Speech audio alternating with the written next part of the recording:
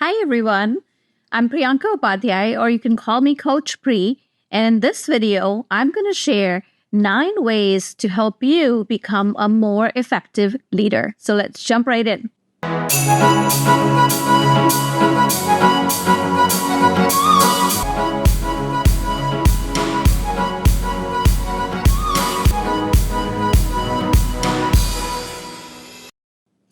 So now let's go to the last part of the ICE framework that I've been talking about to move to the E.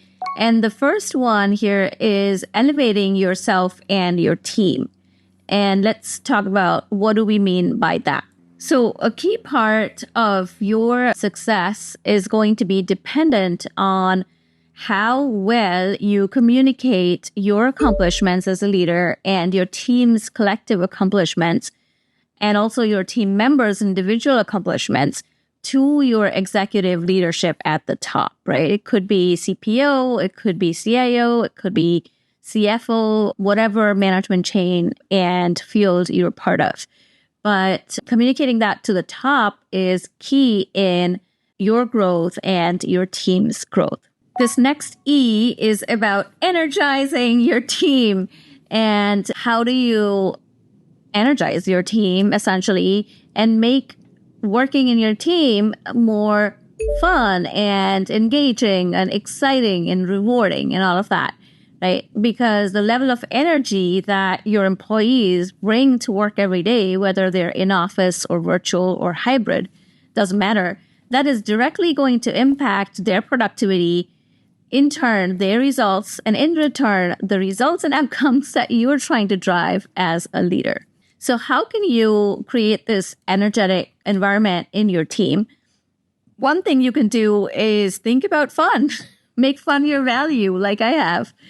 And creating that fun environment where, especially for younger or newer employees, right, who are just joining the company, maybe straight out of college or early career, this aspect is very important. And even for more experienced employees, they also get bored and tired of working on the same thing for 5-10 years. So we all want to work on new things. We all want to also have some fun along the way. So how do you create this fun? Some ideas for fun activities that you can organize for your team are you can assign somebody in the team who can sort of lead these activities so that, you're not stuck organizing them and it's not all dependent on you. And if you get busy, then this doesn't happen. So assign somebody in your team that is in charge of the fun part and the energy part. And some ideas for organizing fun things for your team and team building are around virtual board game, in-person group board game. Trivia quizzes are popular often. There's so many apps online that now help do this sort of gamified team building experience. Another thing that you can do is even something related to music, like karaoke. We've done karaoke in the office at Salesforce during the daytime, just in a large meeting room with the team.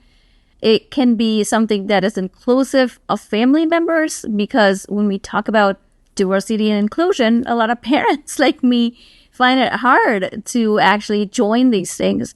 So those are some ideas for fun and bringing about that positive energy.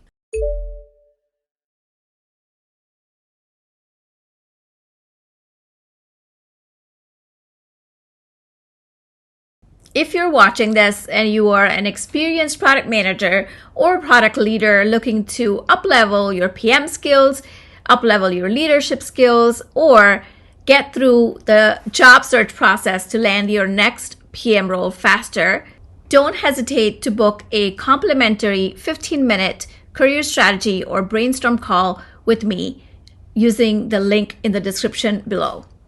So pause this video and go ahead and book your brainstorm call. Now that you've taken that first step or action towards fast-tracking your PM career, I look forward to meeting you, and I want you to know that I have a PM Level Up group coaching program where I'm going to be bringing together a group of experienced PMs to learn from each other, grow and up-level our PM and interview skills to land our next role faster.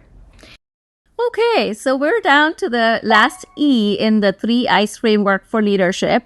So this one is about eliminating stress for you as a leader and for your team as a whole. So what are some ways that you can do this? So when we think about stress management, first thing I want to say that just like building trust, it has to be consistent. It's not something that is a one and done thing or you can do it once a quarter. It has to be done daily, weekly, monthly, and consistently. The other thing I'll say is what comes to mind for you when you think of anti-stress tools. I don't know, but for me, yoga and meditation, they do both come out at the top. Art also comes out fairly high in that list, right? So when we talk about this high energy fun in that last topic, now we're talking about this calming energy that lets you focus, that cuts distractions, that again improves productivity. How can we sort of develop this energy in our team members and help them succeed? So it could be a in-person or virtual weekly or even monthly team yoga class that you have your team members request them to attend. Another thing is meditation. And meditation can actually be incorporated as something very simple, very effective, sort of 1 to 2 minute meditations that can be done either throughout the day, that through some kind of well-being tool employees can have access to. But more importantly, if you can do it more deliberately as part of your meetings. So if you have a team meeting started by a pause, started by a 2-minute calming, energizing meditation. And one reason why I think this can really help, and it's not just theory, even for those of us that don't know how to meditate really well, is what I've seen in practice in all these years of work experience is people just shift from meeting to meeting, including often myself. And so they don't have context and they're still sort of thinking about the outcome and what happened in that previous meeting. And now they're in your meeting and they're having so much trouble just adjusting to what you're saying, right? And so this pause lets them really take a moment for themselves to cleanse everything that happened in that past meeting and be ready for the content that as a leader you're about to share in your team meeting to help drive, motivation and engagement and productivity and all of those things. One last thing I'll say about stress is one thing that I recommend you do not do is when a team member or direct report comes to you and says, my stress level is really up. This has been too crazy. I'm working too long hours or my family life is being affected. And you get a feedback or a complaint like that. And if as a leader, you just say to them, oh, just take a week off. It's okay. We'll handle it. We have other team members. And then you'll come back and you'll be refreshed. That does not solve the problem. That is a temporary solution to a more broader, complex underlying problem, which is stress and how we manage it. So instead of telling the team member to go away, take a week off and solve it by themselves, actually take the time to sit down with them in a one-on-one and say, hey, I want to talk about what's causing you stress. Let's make a list together. Let's solution it. Let's think about what can really help you. Are there tasks where, you are putting too much effort and not getting enough result? Are you too dependent on other teams to do your job? Are your areas of ownership not clearly defined and there's multiple product managers sort of fighting for that same product area? So all these things are often stressors. How can you as a leader eliminate them so that your team is not firefighting and can actually sail along smoothly to success?